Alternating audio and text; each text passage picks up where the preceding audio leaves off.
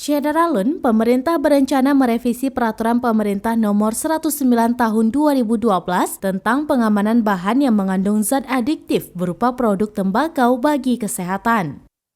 Rencana perubahan revisi Peraturan Pemerintah 109/2012 itu tertuang dalam lampiran Keputusan Presiden Republik Indonesia Nomor 25 Tahun 2022 tentang Program Penyusunan Peraturan Pemerintah tahun 2023 yang diteken Presiden Joko Widodo pada Jumat 23 Desember 2022. Dikutip dari salinan Kepres 25/2022, ada beberapa ketentuan yang akan diubah melalui revisi Peraturan Pemerintah 109/2012. Peraturan pemerintah tersebut akan mengatur penambahan luas persentase gambar dan tulisan peringatan kesehatan pada produk tembakau. Peraturan pemerintah juga akan mengatur ketentuan rokok elektronik, pelarangan iklan, promosi, dan sponsorship produk tembakau di media teknologi informasi, dan pelarangan penjualan rokok batangan.